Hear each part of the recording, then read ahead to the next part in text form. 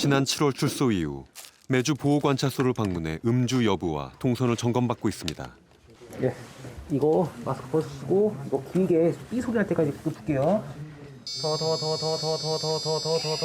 예, 됐습니다.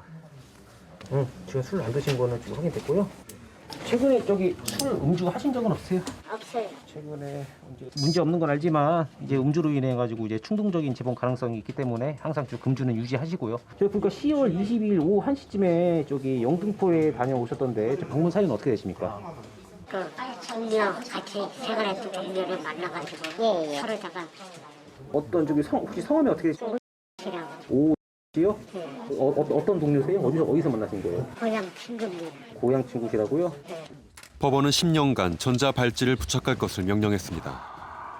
지금 착용 상태는 좀 어떠세요? 괜찮아요. 괜찮으세요? 네. 공 한번 확인해 볼게요. 이 발찌를 통해 법무부는 그의 일거수일투족을 감지합니다. 전자발찌 부착 명령은 성범죄자 중에서도 특히 재범 위험성이 높거나 아동, 청소년 대상 범죄를 저지른 이들에게 내려집니다.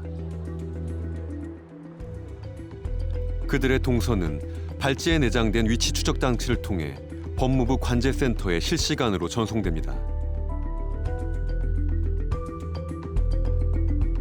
담당 직원들은 이 사람의 이동 경로를 면밀하게 분석한 다음에 문제가 있다고 판단되면 전자감독 대상자에게 전화해서 바로 현장을 이탈을 해라, 이러한 여러 가지 지시를 하게 되고요.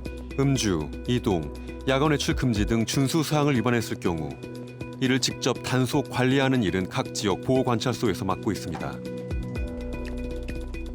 보호관찰관 1인당 약 20명의 출소자를 관리합니다. 저희 상황 관제 시스템에 저희 대상자의 현재 측이지가 표시가 됩니다. H 측이 같은 경우에는 이제 홈을 뜻하는데요. 대상자가 이제 주거지에서 머물 있다는 걸 표시하고요. W 와이파이 측이 같은 경우에는 대상자가 뭐 건물사에 있다거나 그럴 경우에 각각 와이파이를 잡아서 측이가 되고 있고요. 각각의 어떤 이런 측이들은 정상적인 경우에 이제 녹색으로 색깔이 표시가 됩니다. 근데 뭐 신호 실종이라든지 음영 지역이 있을 경우에 색깔이 빨간색이나 검은색으로 표시가 돼서 문제가 발생했을 때 빠른 대처가 가능합니다. 긴급 상황이 발생하면 즉시 출동합니다. 예, 저희가 확인하겠습니다. 네, 예. 지금 외출금지 위반 떴습니다. 아 진짜? 네. 예. 전화 통화가 안 되는 상황이라 현장으로 출동해봐야 될 것 같습니다. 그 문제 있는 사람이잖아. 예, 어제 자해하는. 자해했던. 자해하는 사람이지, 그지? 예. 그거 봐, 그거 위험하다. 빨리 가보자. 예.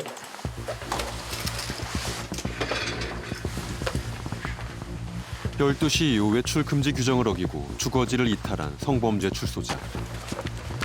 혹시 범죄로 이어지지 않을지 불안한 상황입니다.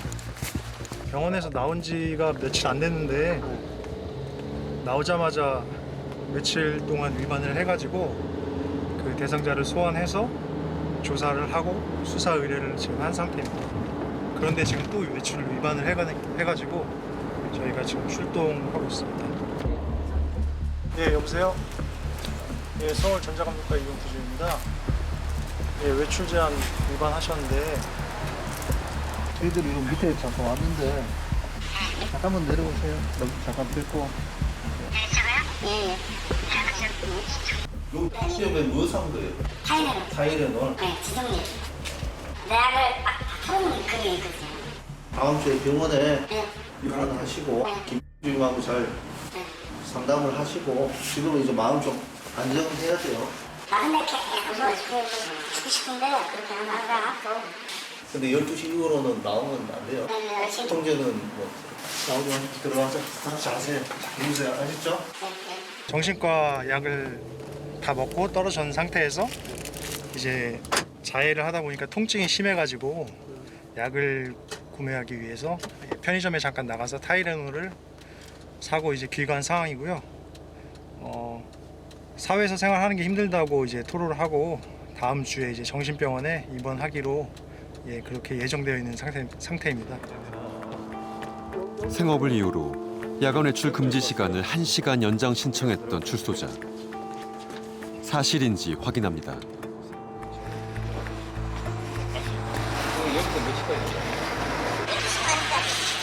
오늘 12시간까지 마무리하시려고요? 매일 9시간 12시 반이에요. 1시도 촉박해요 사실. 마감하고 집에 가야 그러니까 원래는 여기 1시 이상 안 된다고 반이니까. 어떻게 지금 마무리 다 주신다고 그러면 꼭 마지막에 이콜 들어와가지고 그거 갔다가 집에 가요. 이렇게 배달 하나 한 건 더 하시고 하시고요? 근데 두 건지. 빨리 가야 되겠네? 어떤 일이 나오셨는지. 지금 생업에 종사하고 있는지가 저희가 관심이었거든요. 왜냐하면 이게 이 사람이 원래 12시까지 들어가야 되는데 지금 1시까지 예외적으로 일을 하고 있어요. 그래서 실제로 일을 하고 있는지 아니면은 야간 외출을 면탈하려고 허위로 하는 건지 확인하고 있습니다. 새로 출소한 범죄자 또한 일일이 방문해 준수 사항을 전달합니다. 오늘 일단 출소하신 거 축하드리고 오늘부터 저희 10년 동안 저기 부착장치 이게 착용하게 되고 보호관찰법 32조 보호관찰법에 영향을 받습니다. 그래서 법적으로 자정부터 새벽 6시까지 집 밖에 외출을 하시면 안 됩니다. 대상자 자택 인근 취약 지역을 파악해 행동 반경을 설정하고 감독합니다. 뒤쪽에 어린 공원이 하나 있는 것 같습니다. 제일 중요한 게 이제 항상 어디에서 무엇을 하고 있든 일단 항상 누군가는 이제 지켜보고 있다는 그런 느낌을 좀 가지게끔 앞으로 좀 지도 감독을 할 예정입니다. 우리나라의 성범죄 재범률은 25.8%, 초범 전과자가 3년 이내에 재범을 하는 경우는 60%에 이릅니다. 전자발찌를 부착한 범죄자가 다시 범행을 저지르는 경우도 한 해 평균 50-60건에 이릅니다. 그들의 출소는 보복과 재범에 대한 공포로 이어집니다. 전자발찌 부착자가 성범죄를 저질렀습니다. 이 집이 범인 집이고요. 여기 어디가 2층에? 4층. 네, 지금 여기서 바라보는 데 위에 제가 이 사람이 담배를 피면 보이잖아요. 여자 혼자 들어간다는 거. 그거 확인한 거예요. 혼자 거주하고 있구나. 이렇게. 저기서 이렇게 내려다본 거네요. 그렇죠. 자신의 집 베란다에서 여성이 혼자 사는 방을 훔쳐보던 범인. 대문을 열고 들어가 여성의 집에 침입하려 했지만 여의치 않자 창밖에서 음란 행위를 합니다. 그리고 아무 일 없던 듯 유유히 집으로 돌아갑니다. 24시간 위치 추적을 당하고 있는 성범죄자가 어떻게 이런 범죄를 저지를 수 있었을까? 자신의 거주지와 인접한 곳에서 범행을 벌인 탓에 GPS상에선 위험 경보가 뜨지 않았던 것입니다. 피해 장소가 다 자기 행동 반경, 거주지하고 다 가까운데 행동 반경 안에 있었던 데였다고 이렇게 자기가 얘기를 하더라고요. 2017년 원주에서도 비슷한 사건이 일어났습니다. 전자발찌 부착자가 같은 건물 아래층에 침입해 여성을 성폭행한 사건. 이날 원주 보호관찰소는 범인이 범행을 저지른 후 전자발찌를 자르고 도주할 때까지 사건을 파악하지 못했습니다. 지금 아랫집에 있는 여성을 네. 한 거잖아요. 네. 그때 보호관찰소 쪽에서는 이게 홈이라고 이렇게 뜬 건가요? 예, 홈으로 떴습니다.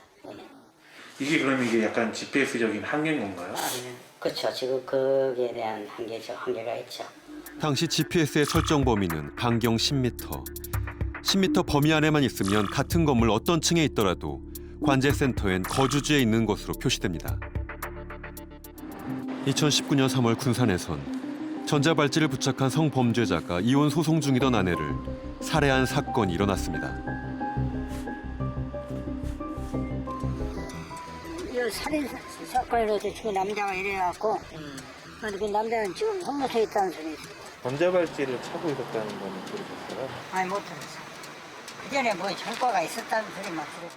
여성 6명을 성폭행한 고위험 범죄자였던 그는 집에서 아내를 살해하고 동네 인근에 시체를 유기했습니다. 정말로 그래요. 시체를 거기다 갖다 이불 덮어놨었다고. 시체를 유기한 곳은 당시 그가 창고로 쓰던 한 조립식 건물 뒤편 수로. 그가 평소 자주 오가던 길이었습니다. 전주 보호관찰소는 야간 통행 금지 시간을 넘기고도 그가 귀가하지 않자 그때서야 연락을 취했습니다. 그때는 이제 저기 생활 반경 내니까요. 그때는 전화를 한 건 아니고 이제 12시 돼도 기각 안 하니까 이제 그때부터 뭐 전화가 계속 하기 시작했을 거예요. 당연히 아마 10시, 11시경인가 뭐 그쯤 11시경인가 뭐 있었을 거고요. 전자발찌 그게 한게 좀 평상시에 자주 가는 생활 반경인 경우에는 뭐 전화해서 왜 거기 갔냐 이렇게 다시 이제 물어보기까지는 이제 안 나가는 거죠. 전자발찌를 찬 채 재범을 한 성범죄자의 50% 이상이 주거지 반경 1km 이내에 30%는 100m 이내에서 범행 대상을 찾았습니다. 전자발찌 시스템의 사각지대에서 범죄가 반복되고 있지만 이를 견제할 인력은 턱없이 부족합니다. 6시나 7시부터 현재 오후 3시 21분까지 발생한 경보가 5,027건입니다. 위반을 5,027건을 한 거예요. 하루에 이제 가장 많게는 9,000건에서 10,000건 가까이 있는 경우도 있고요. 인력이 한 명도 정원이 안 되고 사람은 전자발찌 찬 사람은 거의 2배 가까이 늘어났거든요. 근데 많은 업무들을 묵묵히 해야 되는데도 불구하고 할 수 있음에도 불구하고 하지 못할 때 한꺼번에 2개, 3개를 처리하지 못해서 알면서도 이렇게 놓쳐야 되고 이런 모습이 있을 때는 가슴도 아프고 2008년 이후 성범죄에 대한 형사사법과 범죄자 관리 시스템에는 많은 변화가 있었습니다. 음주 상태를 이유로 형을 감경해주는 판결이 크게 줄었고 출소 이후 재범을 막기 위한 제도들이 고안됐습니다. 특히 IT 기술을 활용한 성범죄 출소자 감시 시스템은 세계 최고 수준입니다.